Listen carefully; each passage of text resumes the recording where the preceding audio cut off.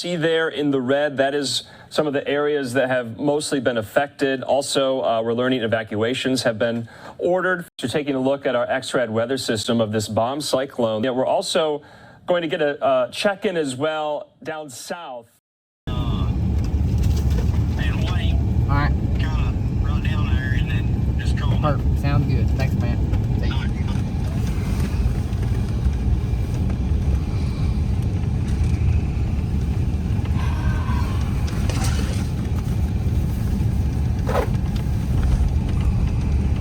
I'm going on record saying Do what? this may be the We've dumbest. done everything but call the Coast Guard at this point. So we're gonna try to paddle the Mississippi River. We're gonna paddle the old Mississippi River channel. Paddle it. Manpower. When the 175 horsepower motor on the back of your boat doesn't work, 7 dudes paddling. That's what we're about to do.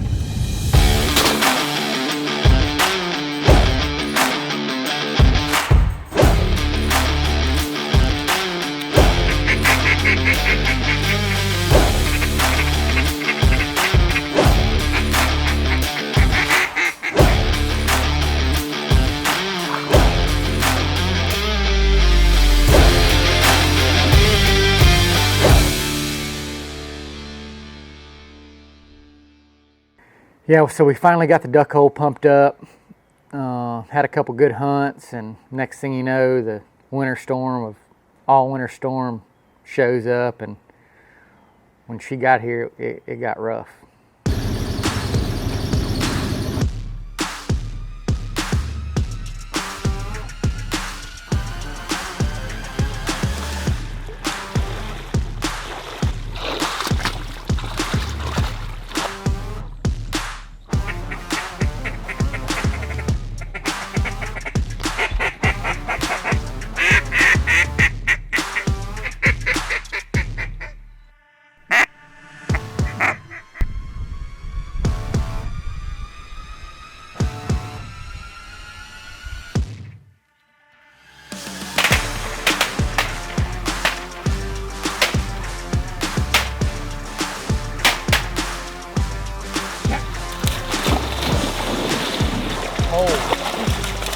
Hole here, hole.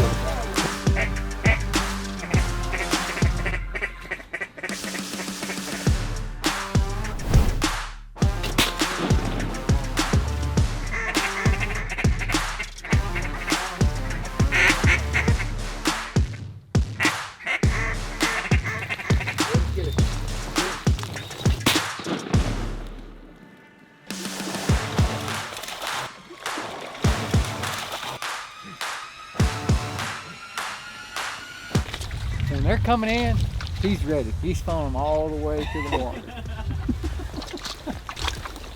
Deb stays ready.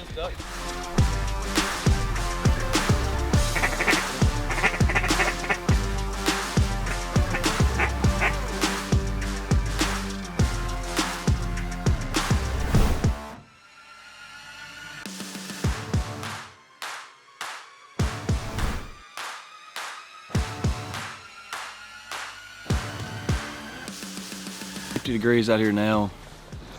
Tomorrow it'll be 0 degrees.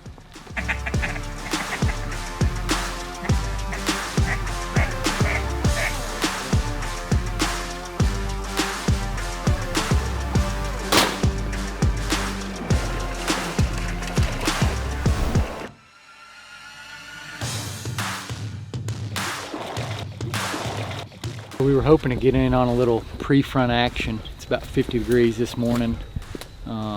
We've got a bomb cyclone headed our way. It's a term I've never heard before until last night looking at the weather, but it's apparently when the weather drops 24 millibars in 24 hours, and we got a bomb cyclone headed our way, but we're hoping that stiff north wind and a whole bunch of ducks. We'll see.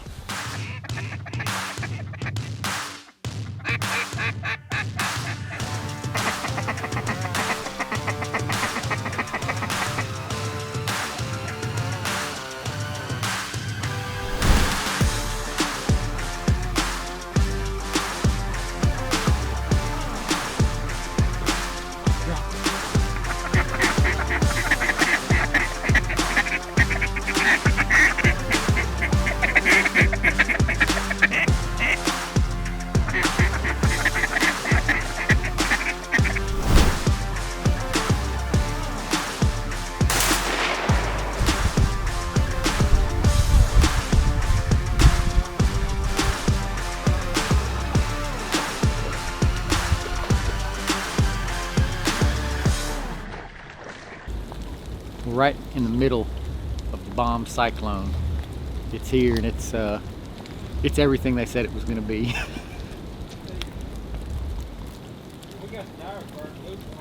So the day before the bomb cyclone hit, we hunted the Mexico hole, and we had some ducks come in, shot some ducks, and we were just kind of waiting for the push, you know. Historically, ducks will come right before this front, so we wanted to make sure we were there waiting for them when they did, but man, they just really didn't fly in front of that front like I would have thought. But when the actual front hit, it got nasty quick. 30, 40 mile an hour winds, snowing. It was a true whiteout blizzard.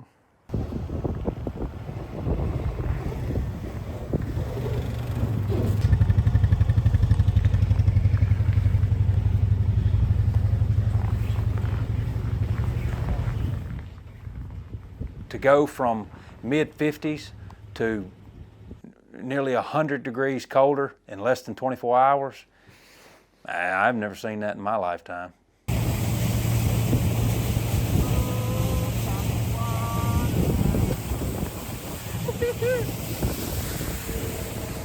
Boat ride that morning stung. You know, we all look forward to the whole off season, looking forward to them cold boat rides, but you get your money's worth when it's that cold outside.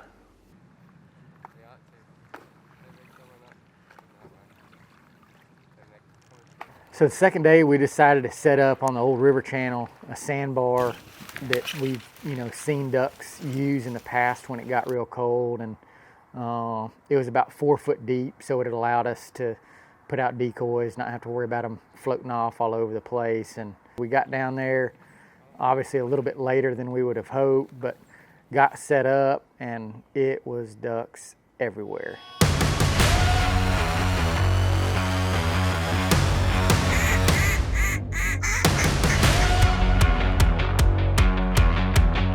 Jump!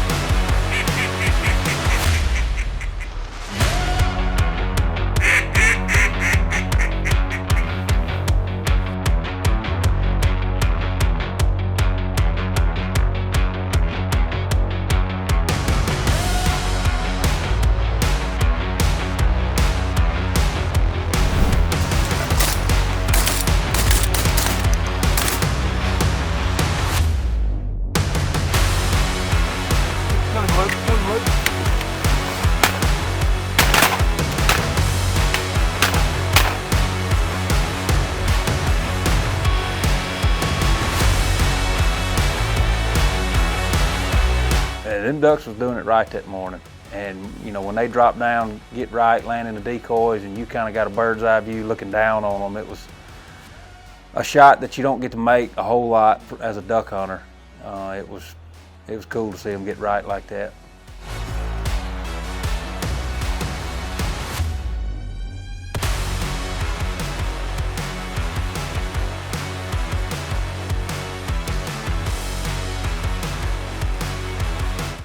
It's cold.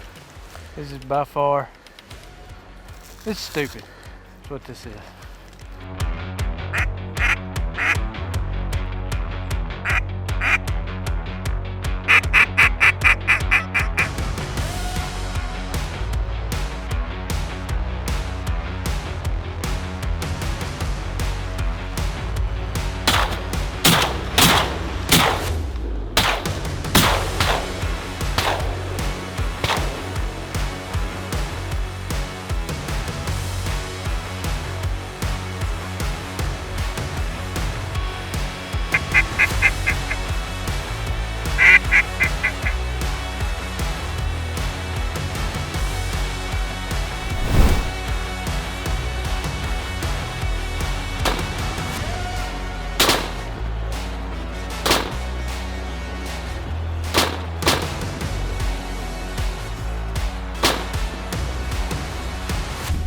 That group there did it right.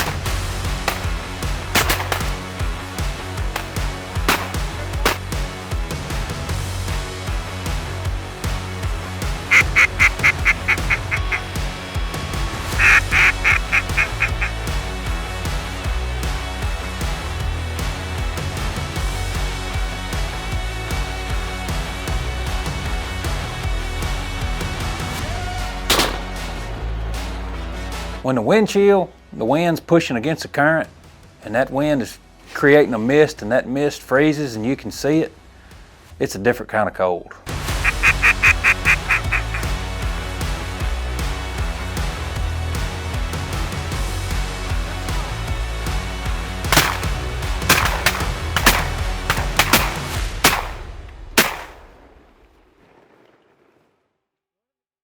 The boat is compromised. We think maybe the fuel line's frozen up or fuel injection system's froze, but I guess we're just gonna hang out here till it thaws, you know, maybe a couple days, build a fire. I love it out here. I love it. Freaking love it out here. How are we gonna get off the island? Got them 2 canoes up there. Yeah. We're gonna need some help getting off. I know that for sure. Are you going? So we had 3 boats actually on the island, mud motor, 2 smaller outboard motors, none of them would crank.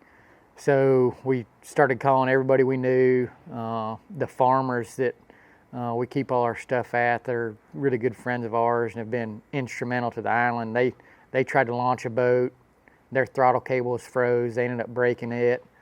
We had another guy whose boat wouldn't crank to come get us. Then we had a guy drive 45 minutes, got to the boat ramp and said, "There's no way I'm putting in." He said it was 3-foot rollers. The wind was 30 miles an hour out of the west. And he was like, "It's just, there's no way I can come get you." We called everybody we knew and half the people we don't.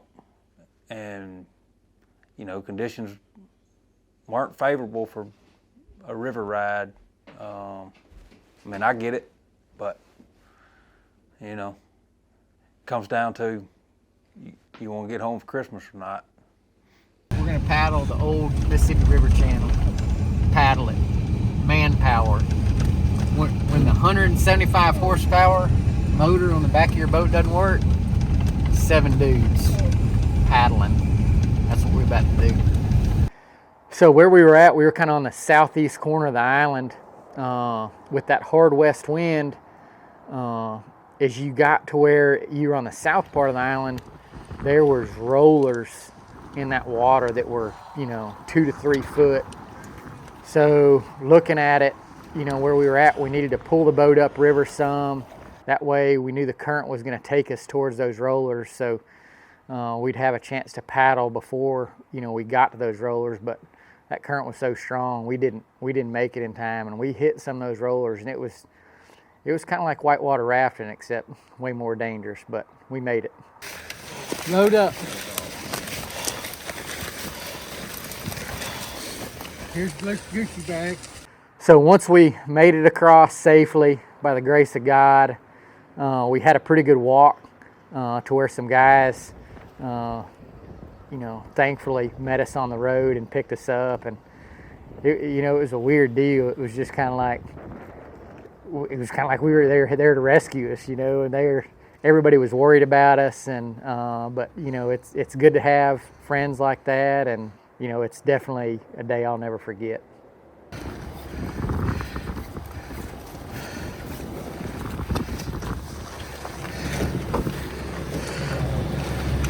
How's that?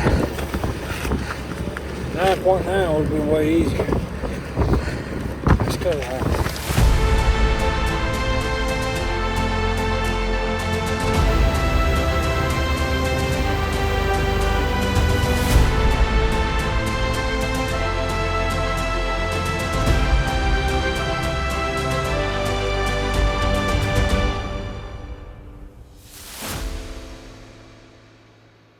So the bomb Cyclone was hard on the island, specifically the camp.